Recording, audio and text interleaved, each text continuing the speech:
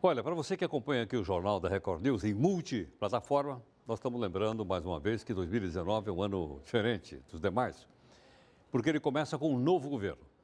Por isso, na nossa série aqui de Perspectiva 2019, nós vamos analisar o que a gente pode esperar de áreas importantes para o país e, ao mesmo tempo, com o advento do novo governo. Nós vamos conversar um pouco hoje sobre a área de petróleo e combustíveis. E, gentilmente, quem está aqui conosco é o doutor Adriano Pires, do Centro Brasileiro de Infraestrutura. Adriano, muito obrigado pela gentileza. Bem-vindo aqui no nosso Jornal da Record News. Muito obrigado. Obrigado. Adriano, nós estamos aí com um novo governo, de um lado, e um cenário internacional que me parece meio turbulento também em relação ao petróleo, né? O que o consumidor, de uma maneira geral, pode esperar de preço de combustível? Olha, Eurado, acho que 2019 vai ser um ano que você não vai ter grandes elevações no preço do combustível, né? A gente tem que entender que a política do governo com a Petrobras é manter a paridade, né? O preço internacional é que vai determinar o preço do mercado interno, né? Então, o preço no Brasil da gasolina, do diesel, vai seguir tendência de mercado internacional e de variação na taxa de câmbio. O que eu imagino? O petróleo está caindo de preço, né? Os Estados Unidos voltou a ser o maior produtor de óleo do mundo. São 12 milhões de barris de óleo por dia. Só para ter uma ideia, o nosso ouvinte aqui, o Brasil produz 2,5 milhões. Os Estados Unidos, 12. 12, exatamente. Então, a Arábia Saudita produzindo muito também. A Rússia, outro país grande produtor. Então, você vai ter uma oferta muito grande de óleo e isso está determinando uma queda. Houve aí o preço de óleo em setembro, $80, mas agora já está abaixo de 60. Então, na minha opinião, 2019 não vai ter preços elevados do petróleo, a não ser que ocorra algum evento geopolítico, por exemplo, algum acidente lá na Venezuela, que é um grande produtor também, e também imagino que o primeiro ano de governo do presidente Bolsonaro, você vai ter uma certa estabilidade na taxa de câmbio. Portanto, eu não imagino 2019 com elevações bruscas do preço da gasolina e do diesel. Entendo. Agora, essa variação, portanto, é diária? O preço sobe e desce diariamente ou não? Olha, a Petrobras, quer dizer, ela está fazendo uma política um pouco diferente, né? Depois daquela confusão que determinou a greve dos caminhoneiros, né? Então, hoje a Petrobras, ela faz uma política, é um termo que ela faz um seguro, que em termos financeiros a gente fala de um hedge, né? Um seguro porque ela mantém o preço, por exemplo, na gasolina, 15 dias sem mexer, aí no final de 15 dias ela pode elevar ou reduzir o que aconteceu naquele período. Você vai ter agora uma coisa muito importante. A partir de em janeiro, você não vai ter mais o programa de subvenção ao diesel, né? Então, o diesel vai voltar a ter preço de mercado, né? Vai seguir também tendência de mercado internacional. E possivelmente, não, com toda certeza, a Petrobras também vai fazer uma política de hedge, né? Então, eu não imagino mais aqueles aumentos diários, como aconteceu até a greve dos caminhoneiros. Aí você vai ter uma situação de maior estabilidade e de menos volatilidade. Agora, o governo do presidente Bolsonaro, ele pode também mudar um pouco a política tributária de combustível, né? Porque a gente tem que imaginar, né, que o que acontece hoje, o petróleo ele tem uma volatilidade muito grande, ele tem aumentos bruscos em função de oferta e de demanda, né, e também em função de geopolítica. Talvez o petróleo seja o produto que mais sofre com eventos geopolíticos. Por né? exemplo, o Irã briga lá com alguém, Isso, pronto. Aí o presidente dos Estados Unidos briga lá com o Iraque ou com a Rússia, e aí da noite para o dia o petróleo sobe $20 ou $10. Tá. Então o que acontece? Muitos países, para evitar que essa volatilidade atinja o consumidor, o que eles fazem? Você cria uma espécie de um imposto flexível, né? Eu brinco que eu chamo do imposto flex. Quer dizer, ou seja, quando o barril do petróleo estiver muito alto, esse imposto é baixo.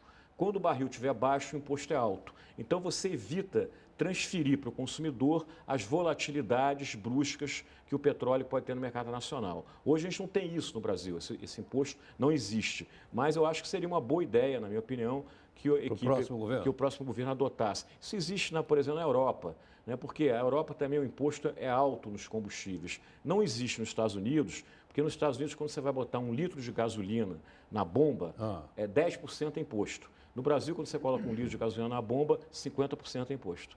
Então, na Europa é parecido com o Brasil. Então, eu acho que seria uma ideia interessante que o governo deveria analisar, criar esse imposto flex. O que não pode é você interferir na Petrobras, como foi feito no passado, gerando grandes prejuízos para a empresa, né? E também interferir nos outros agentes que compõem a cadeia, as distribuidoras de combustíveis e os postos de revenda. Agora, Adriano, quando a gente fala em combustíveis, a gente poderia incluir o gás de cozinha também entre... Com certeza. O gás de cozinha é um combustível. É um combustível. Tá. E petróleo também. Vem de petróleo. Poderia vir do gás natural. O nosso gás de cozinha, basicamente, hoje ainda vem só de petróleo. Mas com o pré-sal, que vai produzir muito gás, no futuro próximo a gente vai ter muito gás de cozinha produzido de gás natural também. Né? Agora, o gás de cozinha é uma coisa à parte. Né? Por quê? Porque 90%, 80% da população brasileira cozinha com gás de cozinha, com GLP, chamado botijão de 13 quilos. Né? Então, aquilo ali afeta a camada de renda baixa. Né? Se você não tiver uma política social, uma espécie de uma tarifa social para o gás de cozinha, você vai fazer com que a população de renda mais baixa queime lenha. E o pior, nos grandes centros urbanos, como a periferia de São Paulo, Rio de Janeiro, começa a queimar garrafa PET, pneu usado. Isso é um crime, né? Para a saúde das pessoas. Então tem que ter, na minha opinião, uma tarifa social para o botijão de 13 quilos. O que tem hoje, eu discordo, porque na realidade o que acontece hoje, Heródoto? O preço do botijão de gás de 13 quilos é subsidiado, ele é vendido abaixo do preço do mercado internacional no Brasil. Só quer dizer que ele é subsidiado para todo mundo. Então eu e você, que estamos numa camada de renda mais alta, se a gente comprar botijão, também estamos sendo subsidiados. Eu tenho uma proposta, que acho que poderia também ser útil no governo do presidente Bolsonaro, é de criar uma espécie de uma tarifa social para o botijão de 13 quilos. Vou explicar melhor. Quer dizer, no setor elétrico hoje, você tem a tarifa social de energia elétrica que atinge 8,2 milhões de famílias. Tá Ou seja, quem gasta pouco paga menos. Quem ganha pouco quem paga ganha menos. Pouco, paga menos. Então, por exemplo, então você tem um cadastro onde existem 8,2 milhões de famílias de baixa renda que pagam tarifa de eletricidade pequena. Poderia pegar esse cadastro de quem paga eletricidade via tarifa social e essa turma pagar barato pelo botijão de gás, até para pagar mais barato do que paga hoje. Então, por exemplo, hoje o botijão custa R$ 70. Se você fosse mercado internacional, custaria 85. Então, você poderia, em vez de 70, vender por 40. Para esses 8,2 milhões de famílias, a gente está falando aí de 35 milhões de brasileiros, mais ou menos.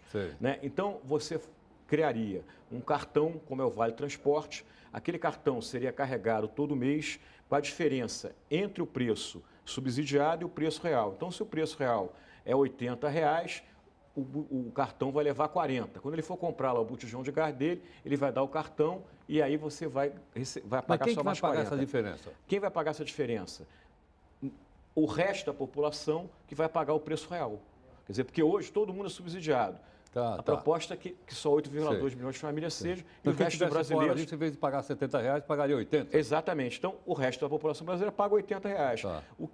E esse dinheiro vai subsidiar... Essa ideia você já apresentou lá? Eu já escrevi até sobre essa ideia, não apresentei para o presidente Bolsonaro, mas eu acho que é uma ideia que poderia ser adotada, porque eu acho que a gente hoje, o subsídio do GLP, eu brinco que é o tal do Robin Hood ao contrário, né? Porque ele acaba beneficiando quem tem renda e em detrimento de quem tem baixa renda. Agora, isso não tem nada a ver com aquele antigo Vale Gás, que eu acho que veio lá da época do Fernando Henrique, é isso? O Vale Gás veio da época do Fernando Henrique. Mas qual era o problema do Vale Gás, Heródoto? Que o Vale Gás, você dava o Vale Gás e a população usava aquilo para comprar carne, para comprar cerveja, para comprar outros produtos, né? Porque naquela época você não tinha essa tecnologia do cartão. Então, o que eu quero fazer? Qual é a proposta? A gente tem um cartão idêntico ao Vale Transporte. Hoje, o cartão do Vale Transporte só pode ser utilizado para transporte. Então, eu quero criar um cartão para o botijão de 13 quilos, que só vai poder ser utilizado no botijão de 13 quilos. Se dentro do botijão, em vez de ter um GLP, como você falou, que é de petróleo, teria o GNV, que é o gás natural, ele seria mais barato ou o preço seria o mesmo? Não, porque, veja bem, uma coisa que a população tem que entender, aquele botijão de 13 quilos, lá dentro não tem gás, é líquido. É líquido. Por isso chama gás liquefeito de petróleo. O GNV é gás, não é líquido. Tá certo? É um gás comprimido. Tá certo? Então, o GNV ele vem do gás natural. Quem consome gás natural, por exemplo, não sei, na sua casa, por exemplo. Eu já tive uma Kombi. Então, por exemplo, movida a gás natural. Que é gás natural, é o GNV. Mas, por exemplo, aqui em São Paulo você tem uma distribuidora de gás, que é a Comgás, que é a maior do Brasil.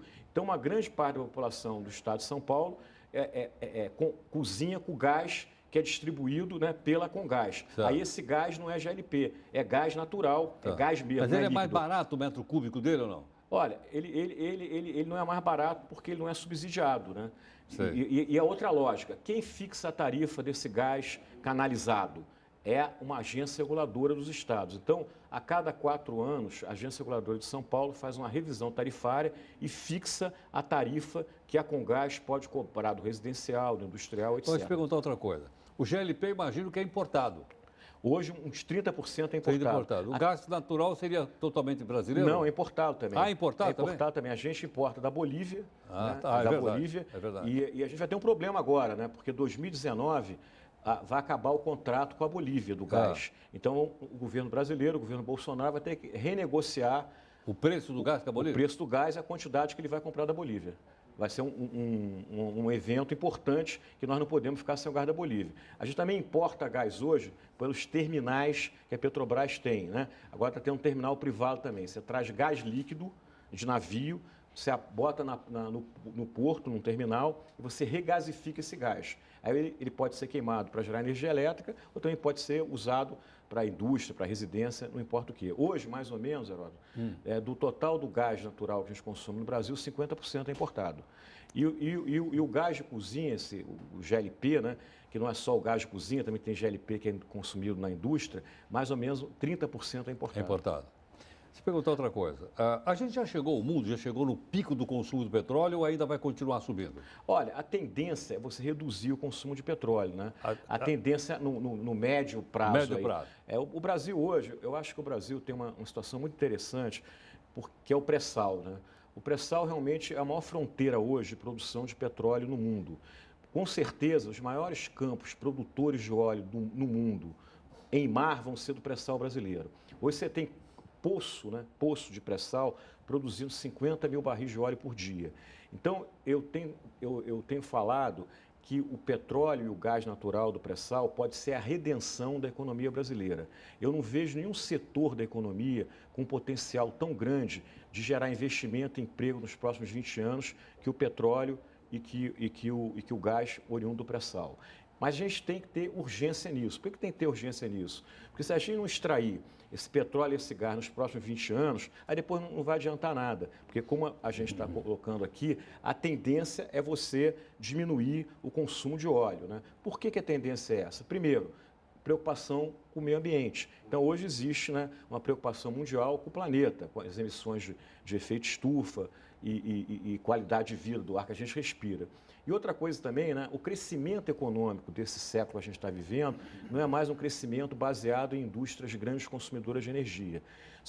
E de petróleo em particular. Se você olhar o século XX, quer dizer, a grande indústria do século XX foi o automóvel. Por que foi o automóvel? Porque você tinha petróleo barato e abundância. Então você pegava, quais eram as 5 maiores empresas do século XX? Eram 5 petroleiras. Era a ExxonMobil, a Shell. As chamadas 7 irmãs. As famosas 7 irmãs. Se você pegar hoje, quais são as maiores empresas do mundo? É a Google, é a Apple, não tem nenhuma grande... Aliás, as 3 mais valiosas do mundo no ranking são da área de tecnologia. Exato, que não são grandes consumidoras de petróleo. Não. Então, quer dizer, você se associar que o mundo não cresce mais através de empresas grandes consumidoras de petróleo e que o mundo está preocupado com essa questão de meio ambiente, então a tendência, quer dizer, não vai faltar petróleo, né?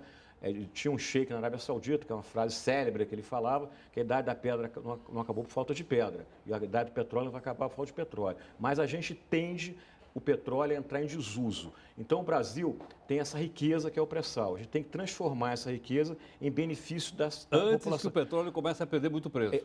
Por isso que tem que ter caráter de urgência. A gente tem 20 anos para fazer isso, na minha opinião. Entendo. Quer dizer, porque senão o preço pode cair muito no mercado internacional. Há as chamadas também energias renováveis. Exatamente. Porque a tendência, o que é? Se você pegar a Revolução Industrial Inglesa, a grande alavanca em termos de energia foi o carvão. Depois você pegar o século XX, a grande alavanca foi o petróleo.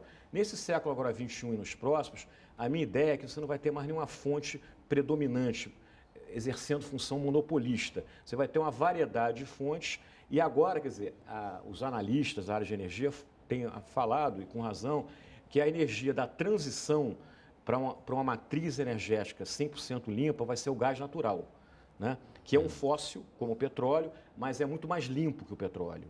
né? Então, a tendência é que você tenha cada vez o carro, a combustão, diesel, gasolina, tende a acabar no longo prazo. A ideia é você ter carro a hidrogênio. Já né? vi que a Volkswagen diz que em 2026 vai parar com motor de combustão. Exatamente. Tem uma transição. O carro elétrico é uma transição, na minha opinião, não é uma coisa definitiva. O gás natural também, esse gás natural líquido, né? Ele também está sendo usado muito em transporte hoje. Para você ter uma ideia, hoje na China, 250 mil a 300 mil caminhões são movidos a gás natural líquido, né? Você tem hoje estradas, né, na Europa, nos Estados Unidos, onde só passa caminhão movido a gás natural líquido, né? Os navios hoje, uma grande parte deles já estão sendo movidos a gás natural líquido, né? Na Califórnia, né, você não pode mais encostar navio movido a óleo diesel, só a gás natural. Então, o mundo nessa área de energia está passando por uma revolução. Agora, energia tem sempre uma inércia, não muda muito rápido. Então, por isso que a gente, com esse pré-sal brasileiro, nós temos que ter pressa de tirar esse óleo, porque eu brinco, se a gente não tiver pressa, daqui a pouco o petróleo vai ser nosso mesmo, de mais ninguém, só vai ser nosso. Adriano, obrigado pela gentileza. Obrigado a você, é um prazer. Obrigado pela aula. Não, que isso, Obrigado, professor Santillo. Bom, conosco então, participando aqui dessa nossa perspectiva 2019, doutor Adriano Pires, do Centro Brasileiro de Infraestrutura, de uma maneira clara, simples, didática, que eu sou capaz de entender tudo que ele fala. Acho que nós somos capazes de entender, para ele ter uma ideia da importância que tem o petróleo no Brasil. E principalmente esses recados, né, que o Adriano, porque é um especialista, mandou aí para o presidente Bolsonaro.